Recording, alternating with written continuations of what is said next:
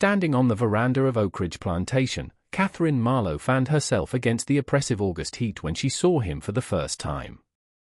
Up the long dirt road, the wagon rolled, kicking up dust that hung in the still air like a curtain. Beside the driver sat her husband, Richard Marlowe, gesturing animatedly as he always did when he'd made what he considered a good purchase. But it was the figure chained in the back of the wagon that made Catherine's breath catch in her throat. He was enormous. Even hunched forward, sitting with his wrists shackled to the wagon bed, he towered over the two guards positioned on either side. His shoulders were so broad they seemed to block out the sun behind him. His hands, even bound, looked capable of crushing a man's skull with minimal effort. Yet there was something strange about him, a quality Catherine couldn't quite identify. His head was kept down, his posture submissive, almost defeated. A wet, rattling cough came from him periodically, a sound that suggested illness. On his frame, his clothes hung loose as if he'd recently lost weight. "Catherine," Richard called out as the wagon halted. "Come see my acquisition. You must see the size of this one. He'll do the work of 3 men. Slowly, Catherine descended the steps, her silk skirts rustling, her hand gripping the railing. Over the years, she had seen many slaves arrive at Oak Ridge. The plantation held 43 at present, but none had ever looked quite like this. As she approached, the giant raised his head slightly, just enough for her to see his eyes. They were dark, intelligent, and for the briefest moment, something flashed across them. It looked almost like calculation before he lowered his gaze again and coughed into his bound hands. "He's sick," Catherine observed, stepping back instinctively. "Richard, you didn't pay full price for a sick slave, did you?" Richard's laugh boomed across the yard. "A minor ailment, nothing more. The seller assured me it's just exhaustion from travel. With a few days of rest and proper feeding, he'll be strong as an ox. Look at the size of him, Catherine. Those arms, those shoulders. I got him for half what I'd normally pay because of that cough. It's the deal of the year." Catherine wasn't so sure. Something about the giant unsettled her, though she couldn't articulate what. Perhaps it was the way he held himself, that strange combination of apparent weakness and latent power. Or perhaps it was something in his eyes during that brief moment he'd looked at her. A depth that suggested more awareness than was comfortable. "What's his name?" she asked. "Calls himself Jonas," Richard replied, signaling to the guards to unchain the prisoner. "Says he was a field hand on a plantation in South Carolina before his master died and the property was liquidated. A strong worker, no history of running or rebellion. A perfect addition to our operation." As the chains were removed, Jonas stood slowly, and Catherine had to tilt her head back to look at his face. He must have been nearly 7 feet tall, with a frame that suggested tremendous strength despite the apparent illness. He swayed slightly, as if dizzy, and caught himself against the wagon. One of the guards laughed. "Careful, big man. Don't want to fall and hurt yourself before you've done any work." Jonas said nothing, just nodded submissively and allowed himself to be led toward the slave quarters. Catherine watched him go, that uneasy feeling persisting in her chest like a stone. Raised on a plantation, she had lived all her 28 years in the world of slavery and had developed certain instincts about the people her husband owned. Something about Jonas felt wrong. Not dangerous exactly, he seemed too weak, too submissive for that, but wrong nonetheless. "You worry too much," Richard said, draping an arm around her shoulders. "He's just a big, simple field hand. Nothing to concern yourself with. Now, shall we go inside? I'm famished, and I'm sure Bessie has prepared something delicious for dinner."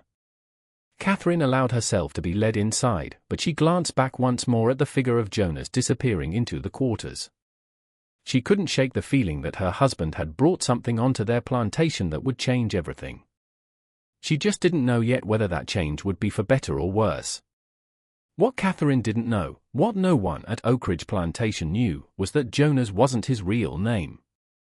That he hadn't been a field hand in South Carolina, that he had never been submissive or simple or weak, and that the cough, the hunched posture, the appearance of illness, all were carefully constructed lies designed to accomplish one specific purpose: infiltration.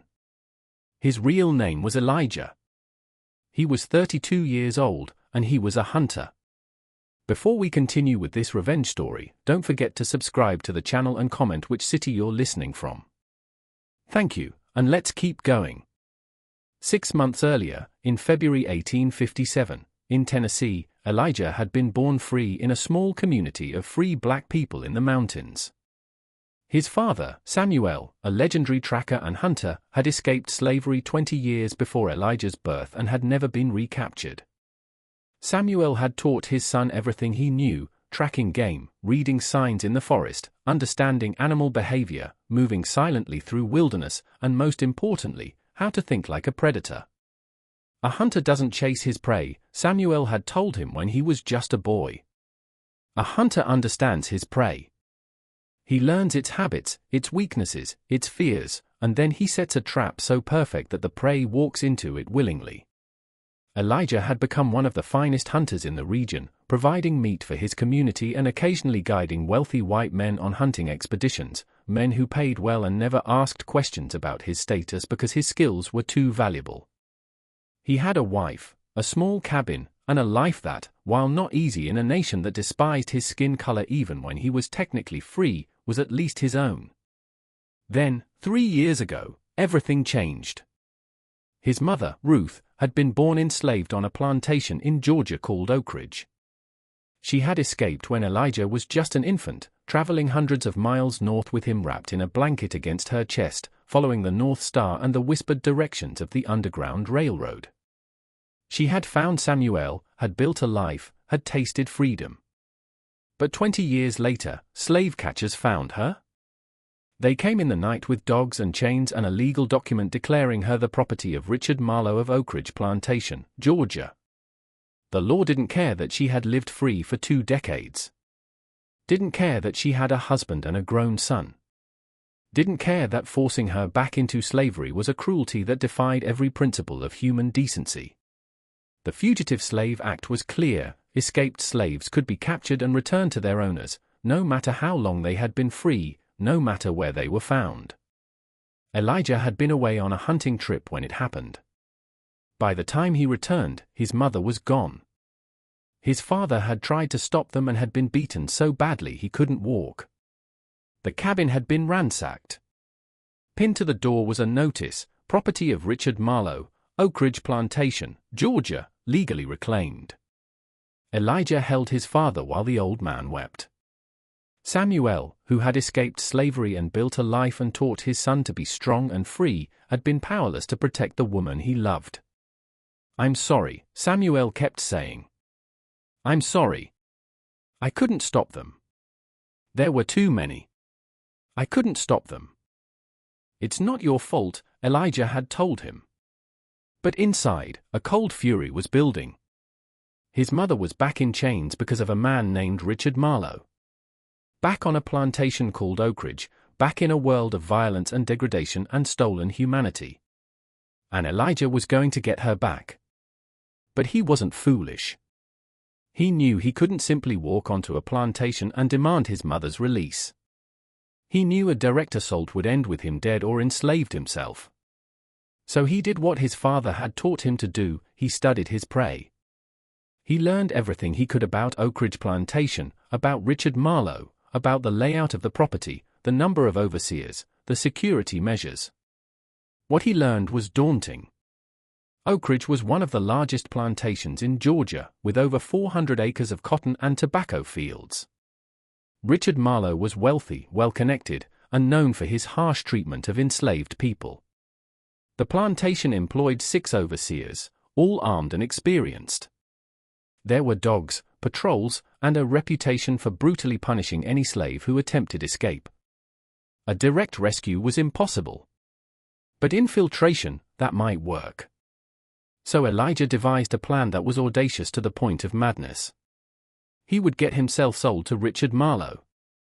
He would enter Oak Ridge Plantation not as a rescuer, but as property. Once inside, he would gather information, find his mother, and execute an escape that would free not just her, but as many others as possible. And in the process, he would destroy Richard Marlowe's operation so thoroughly the man would never recover. It took 6 months of preparation. Elijah had to learn to act like a slave, to adopt the posture, the speech patterns, the submissive behavior that white people expected. He had to suppress every instinct that made him free and strong. He had to become, at least externally, the kind of property that would be bought and sold. The hardest part was allowing himself to be captured. He traveled south to the borders of slave territory and deliberately allowed a slave patrol to find him. He claimed to be a runaway from a plantation in South Carolina, gave false information about his owner, acted confused and frightened and weak. The patrol believed him because he gave them what they expected to see: a big, simple Negro who had made a foolish attempt at freedom and was now resigned to his fate. He was taken to a slave jail in Augusta, where he spent 2 weeks in chains, continuing his performance. He developed a convincing cough by breathing in dust and irritating his throat. He hunched his shoulders and moved slowly as if exhausted. He spoke in the deferential tones that white people expected, always averting his eyes, always acting as if he had been beaten into submission. When the traders began preparing for the next auction, Elijah made sure to be placed in the category of questionable health, valuable for his size, but risky because of the apparent illness. He knew Richard Marlowe was known to attend these auctions looking for bargains, slaves he could purchase cheaply because of some minor defect, and then work to death in his fields. Sure enough, when auction day came, Richard Marlowe was there. And when Elijah was brought onto the block, hunched and coughing, with his massive frame hidden beneath a posture of weakness, Marlowe's eyes lit up with greed. Here was a slave who looked like he could do tremendous work, available at a discount because of a temporary illness. The bidding was brief. Most buyers were skeptical of the cough, worried about disease. But Marlowe was confident. When the auction ended, Elijah had a new owner. He had successfully infiltrated Oak Ridge Plantation. Now came the hard part. The first week at Oak Ridge was designed to break him, to test whether he was worth Richard Marlowe's investment. Elijah was assigned to the cotton fields, the most brutal work on the plantation, where men and women labored from dawn until well past dusk under the supervision of overseers who carried whips and used them liberally. The head overseer was a man named Garrett Pike, a veteran of plantation management who had worked at Oak Ridge for 15 years. Pike was shorter than Elijah by a foot, but he carried himself with the confidence of someone who held absolute power over other human beings. On Elijah's first morning, Pike looked him up and down with undisguised contempt. "So, you're the giant the master bought," Pike said, circling Elijah like a predator examining prey. "Big man with a cough. Let's see if you can actually work, or if the master wasted his money." Elijah kept his head down and said nothing, maintaining the submissive posture he had perfected. Pike smiled, a cruel expression that didn't reach his eyes. "You'll be in the West Field starting today.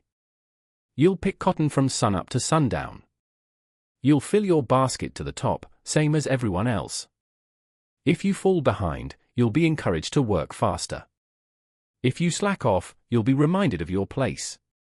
If you cause any trouble, you'll learn why runaways from Oak Ridge are so rare. Do you understand?"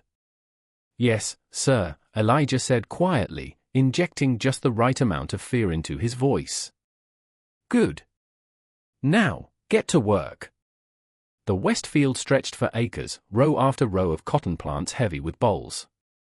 40 slaves worked the field, their fingers moving with practiced efficiency as they plucked cotton and dropped it into the large baskets strapped to their backs.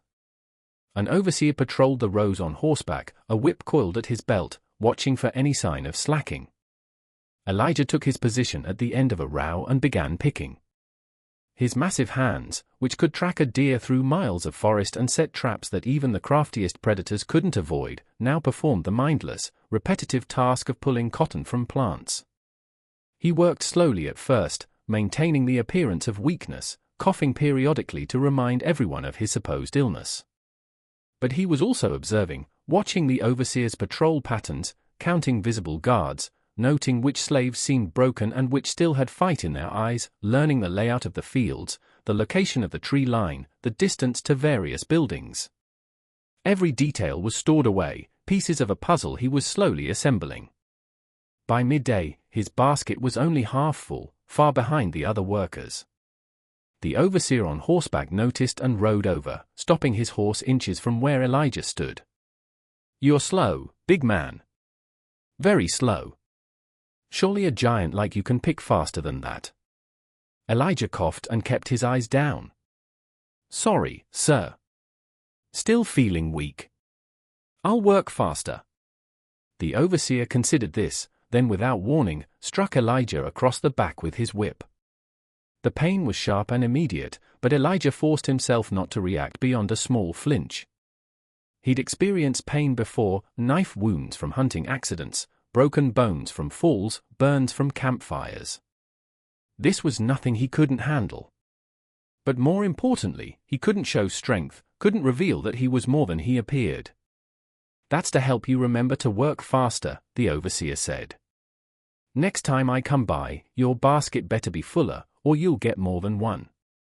"Yes, sir," Elijah whispered. The overseer rode off, and Elijah resumed picking, now moving slightly faster but still maintaining his performance of weakness.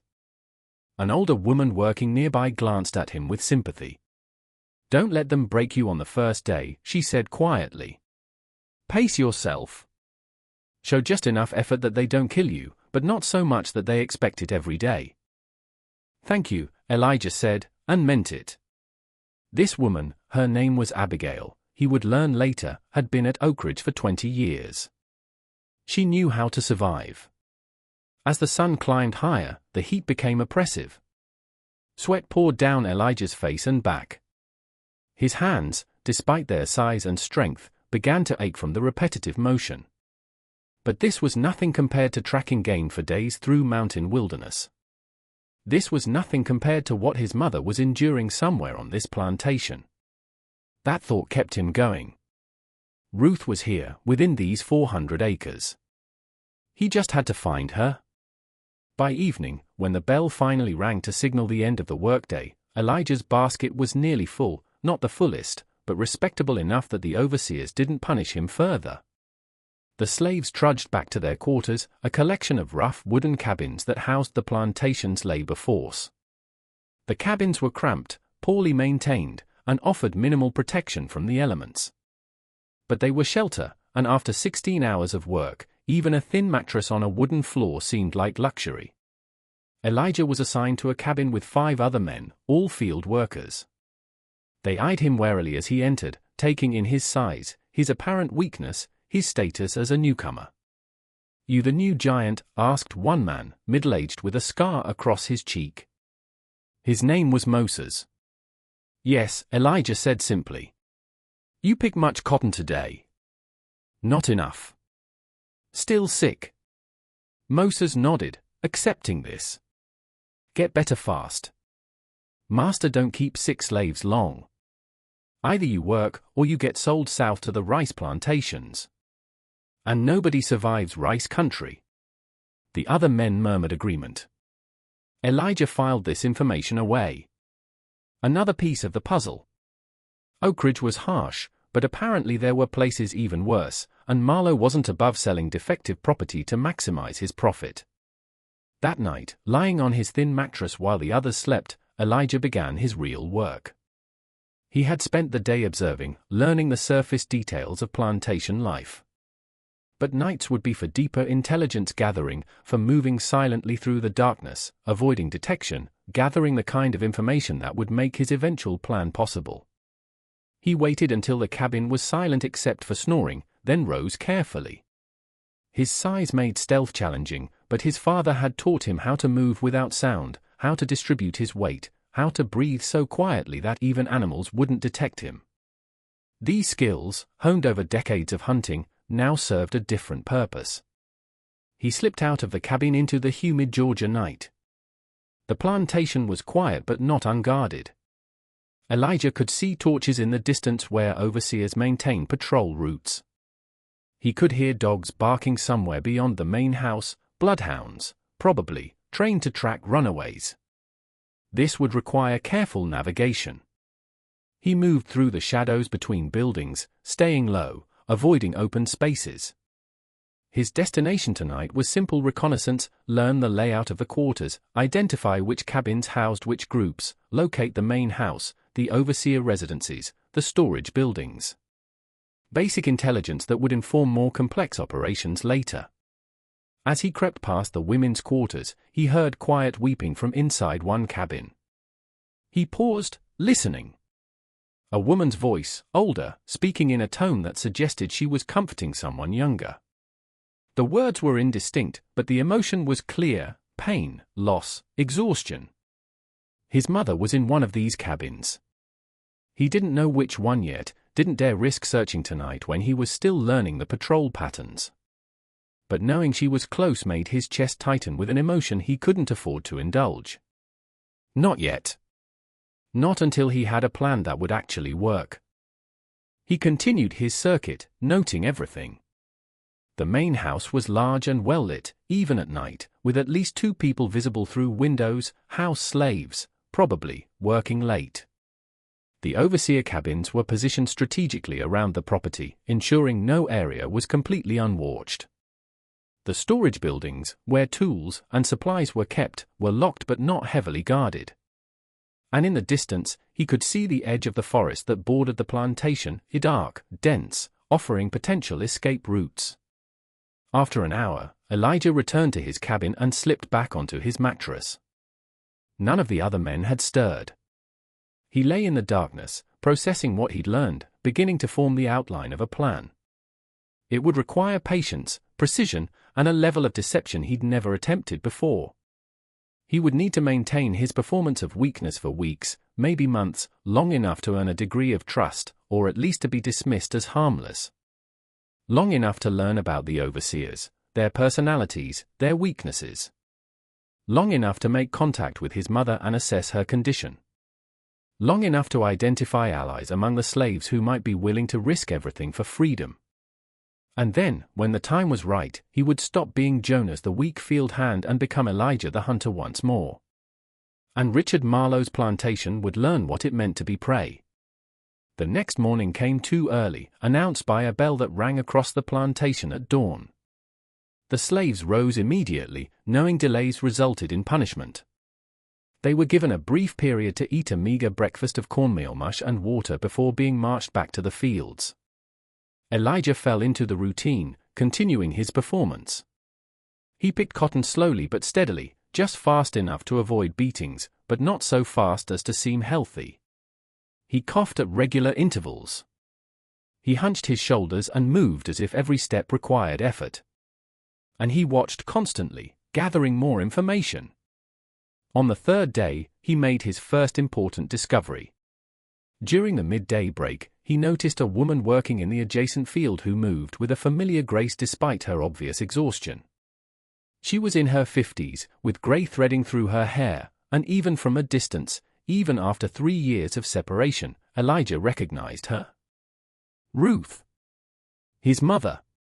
Every instinct screamed at him to go to her, to speak to her, to assure her that help had come. But he forced himself to remain still. Any unusual behavior would be noted by the overseers, any connection between them would be remembered. He couldn't risk it. Not yet. But knowing she was there, seeing with his own eyes that she was alive, gave him renewed determination. She looked older than he remembered, thinner, with a weariness that broke his heart. But she was alive, and he was going to get her out. That evening, he learned more about the plantation's hierarchy through conversations with his cabin mates. Moses, the scarred man, was surprisingly talkative once he decided Elijah wasn't a threat. Master Marlowe, he explained as they ate their evening rations, is mean but predictable. Long as you work hard and don't cause trouble, he mostly leaves you alone. It's the mistress you got to watch out for. The mistress? Elijah asked, remembering the pale woman who had watched him arrive. Catherine Marlowe, another man said, his voice dropping to a whisper. She's worse than the master in some ways. Master beats you when you fail. Mistress beats you when she's bored. And she's always watching, always suspicious.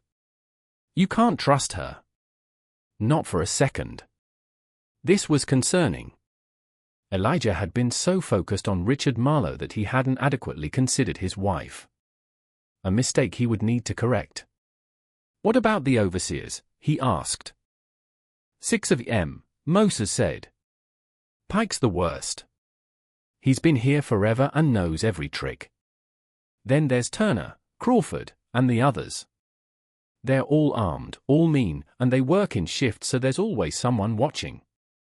And then there's the dogs." "How many dogs?" "5 bloodhounds. Big ones, trained to track runaways. They've caught every slave who's tried to escape in the last 10 years. Those dogs are the real reason nobody runs. You can maybe outsmart the overseers, but you can't outsmart a bloodhound's nose." Elijah filed this away. 5 dogs, fewer than he'd feared. And dogs, despite their reputation, were animals with predictable behaviors. He'd hunted with dogs, tracked with dogs, and most importantly, he'd learned how to evade dogs. They weren't invincible. "Anyone ever succeed in escaping?" he asked casually. The cabin fell silent. Moses looked at him with something like pity. "Why are you asking? You thinking about running, big man? You'll be dead in a week.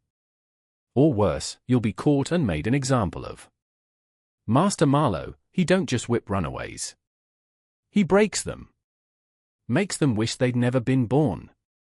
And then he sells them south to places where they work you to death in 6 months. Don't even think about it." "I'm not," Elijah lied. "Just curious."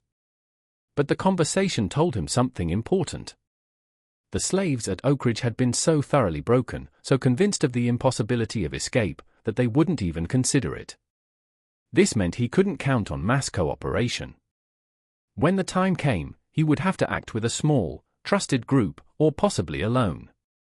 Over the following weeks, Elijah settled into the brutal routine of plantation life while secretly continuing his nocturnal reconnaissance. He mapped every building, every patrol route, every dog kennel. He identified where supplies were stored, where weapons were kept, where the overseers slept. He learned which guards were alert and which were lazy, which dogs were truly dangerous and which were mostly for show. And gradually, carefully, he began to make contact with slaves who seemed like potential allies. Not many, for trust was a luxury they couldn't afford, but a few: Abigail, the older woman, a young man named Samuel, who still had fire in his eyes, a woman named Clara, who worked in the main house and had access to information about the Marlowe schedules. He didn't reveal his true purpose. Not yet. He simply established himself as someone who listened, who was thoughtful, who might be more than he appeared. Seeds that would grow when the time came. A month after his arrival, Elijah finally found an opportunity to speak directly with his mother. It happened on a Sunday afternoon, the one time slaves were given a few hours of rest. He had learned Ruth spent her Sundays in a small garden behind the women's quarters, tending vegetables. He approached carefully, making sure no overseers were watching. When he was close enough, he spoke quietly without looking directly at her. "Mama." Ruth's hands froze over the tomato plant she'd been tending. Her breath caught.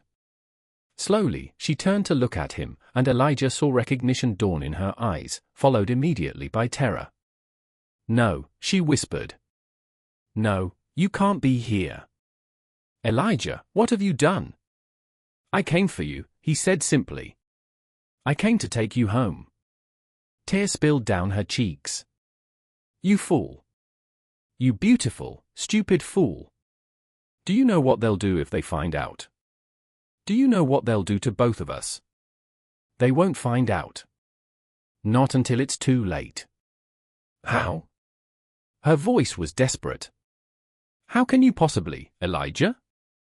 There are 6 overseers, 5 dogs, patrols every night. Master Marlowe is connected to every sheriff and slave catcher in 3 counties. Even if we ran, we'd be caught before we made it 10 miles. Then we don't run," Elijah said. "Not yet. Not until I've prepared everything. Mama, trust me. I'm not the boy you raised. I'm a hunter, and I've spent the last month learning everything about this place. When I move, it will work. I promise you. Ruth stared at him, seeing perhaps for the first time that her son had become something formidable, something dangerous. What do you need from me? She finally asked. Information about the Marlowes, about the house, about anything that might be useful. And patience. This won't happen tomorrow, but it will happen. Over the next several minutes, speaking in urgent whispers, Ruth shared everything she knew. She told him about Richard Marlowe's schedule, his business trips to Savannah. She told him about Catherine's habits, her tendency to ride out to inspect the work. She told him about the main house's layout, including the study where Marlowe kept his personal weapons and papers. Most importantly, she told him about the one night each year when the plantation's guard was at its lowest, the harvest celebration. It was a tradition at Oakridge that when the cotton harvest was complete, Richard Marlowe hosted a large party for neighboring plantation owners. The event required all the house slaves to work in the main house, and the overseers were often drunk by midnight, celebrating with the guests. It was the only time security was truly lax. When is the harvest celebration this year? Elijah asked. 6 weeks. Early October. Perfect. Elijah felt pieces of his plan clicking into place. That's when we move. We? Ruth asked. We can't free everyone. Even if we could escape ourselves, trying to take 40 other people. Not 40, Elijah interrupted. But not just 2 either. I've been watching, Mama. There are people here who deserve freedom, who would fight for it if they believed it was possible. We're going to give them that chance. Ruth looked at her son, this man who had infiltrated a plantation, who had spent weeks playing weak while gathering intelligence, who spoke with a quiet confidence that came from genuine capability rather than bravado. And she felt something she hadn't felt in 3 years, hope. Tell me your plan, she said. And for the next 20 minutes, while pretending to work in the garden, Elijah outlined exactly how he intended to destroy Richard Marlowe's operation and free not just his mother, but as many enslaved people as were willing to risk everything for liberation. It was audacious. It was dangerous. It relied on perfect timing and flawless execution. But it could work. That night, as Elijah lay in his cabin pretending to sleep, he allowed himself a small smile. The trap was set. The prey had no idea what was coming. And in 6 weeks, Oakridge Plantation would learn what happened when you enslaved a hunter's mother. The giant they thought they'd bought wasn't weak, wasn't simple, wasn't broken. He was the most dangerous man they'd ever encountered, and their time was running out. The 6 weeks between Elijah's conversation with his mother and the harvest celebration passed with agonizing slowness, each day a carefully choreographed performance of submission while he refined every detail of his plan. He worked mechanically in the cotton fields, his mind focused on the evening ahead. Everything depended on precise timing, on a dozen small things going right, on luck and skill combining in perfect measure. As the sun began to sink toward the horizon on the day of the celebration, he felt the weight of what he was about to attempt settling on his shoulders. At 4 p.m., the slaves were dismissed to their quarters. At 5 p.m., the guests began to arrive, plantation owners and their wives in fine carriages, dressed in expensive clothes. By 6 p.m., the party was in full swing, and Elijah made his move. He approached the main house through the kitchen entrance, where Hannah was working frantically. She saw him and nodded almost imperceptibly, the signal that she'd already dosed the dog's evening meal with laudanum. Phase 1 was underway. "What are you doing here?" demanded the cook, Bessie. "You're supposed to be in the quarters." "I know," Elijah said respectfully. "But I heard the mistress might need extra hands for the party, and I wanted to offer my help. I can carry heavy things, move furniture, whatever is needed." Bessie looked skeptical, but at that moment, Catherine Marlowe swept into the kitchen, her face flushed with stress. "Bessie, we need more chairs brought in from the storage room, and the heavy ones are too much for the house boys. Do we have anyone?" She stopped when she saw Elijah. Her eyes narrowed. "What are you doing here, Jonas?" "Volunteering to help." I'm strong. I can move whatever needs moving. Catherine studied him for a long moment, and Elijah could see the suspicion in her eyes. But she was also practical, and the party was demanding more labor than she had available. Fine, she said finally. You'll work under Clara's supervision. You do exactly what you're told. Nothing more, nothing less.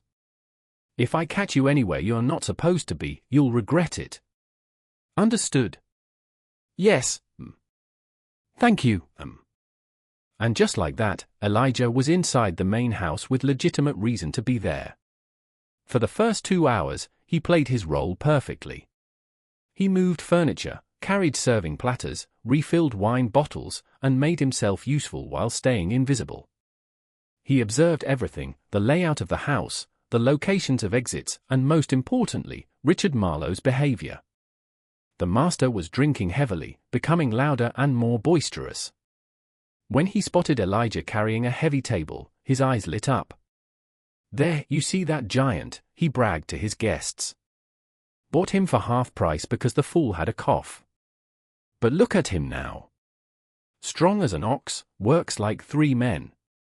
That's the difference between a smart plantation owner and an amateur, knowing when you're getting value even in damaged goods. The guests laughed and applauded.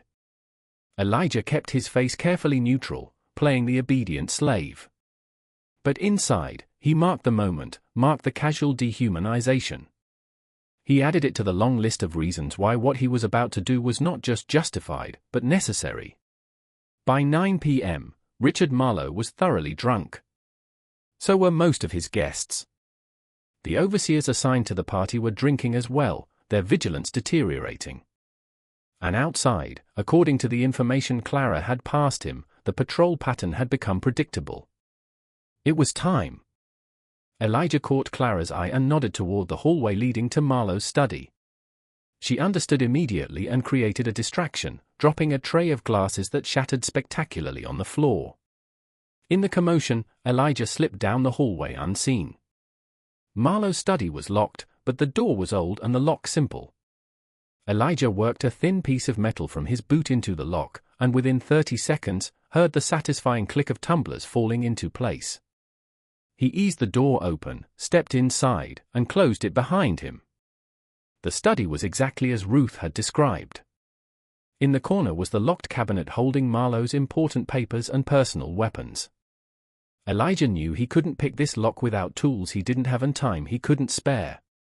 He needed the key that hung on a chain around Richard Marlowe's neck.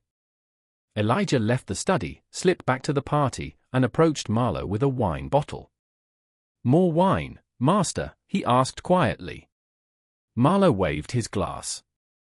As Elijah poured, he stumbled slightly, just enough to jostle Marlowe's arm and spill wine down the front of his expensive jacket. "You clumsy fool!" Marlowe roared. "Look what you've done! This jacket costs more than you're worth." "I'm so sorry, master," Elijah said, genuine-sounding fear in his voice. "Please, let me help clean it. If we get water on it quickly, it might not stain." Still cursing, Marlowe allowed himself to be led from the room by Elijah and Clara, who had materialized at exactly the right moment. They took him to a small washroom off the kitchen. While Clara dabbed at the stain with a wet cloth and Marlowe continued his drunken tirade, Elijah positioned himself behind Marlowe to help remove the jacket. His massive hands moved with surprising delicacy. In the confusion of cloth and arms and Marlowe's drunken swaying, those hands found the chain around Marlowe's neck. A quick pull, a snap of cheap metal, and the chain came free. Elijah palmed the key and slipped it into his pocket in one smooth motion. "There, master," Clara said, stepping back. "I think we got most of it. It should be fine once it's properly cleaned." Marlowe, too drunk to notice the missing chain, stumbled back toward the party, still cursing. Elijah and Clara exchanged a brief, triumphant glance. They had the key. Elijah waited 10 minutes, then slipped back to the study. The key worked perfectly. Inside the cabinet, he found a leather-bound ledger containing detailed records of every slave on the plantation. He also found a loaded pistol and a small bag of coins. Elijah took both. He couldn't simply steal the ledger, its absence would be noticed immediately, but he could destroy its usefulness. Using Marlowe's inkpot and pen, he systematically altered every entry, changing names, mixing up ages, scrambling physical descriptions. When he was done, the ledger was worthless. He then took several pages, specifically those listing him, his mother, and the 5 people escaping with them, and folded them into his pocket. He carefully returned everything else to the cabinet, locked it, and wiped down any surfaces he might have touched. As he left the study, he checked his internal clock, 10:15 p.m. According to the plan, Samuel should now be at the stables releasing the horses. Hannah should have confirmed the dogs were asleep. Moses should be coordinating the gathering of supplies. Everything was proceeding on schedule. Elijah returned to the party, played his role for another 30 minutes, then quietly slipped out through the kitchen as the clock struck 11 p.m. The party was still going strong, the guests too drunk to notice his departure. He made his way quickly to the quarters, moving through shadows, avoiding the memorized patrol route. In his cabin, he found Moses, Samuel, Abigail, his mother, and the others already there with gathered supplies. They were ready. The dogs? Elijah asked quietly. Sleeping like babies, Hannah confirmed. Won't wake up for hours. The horses?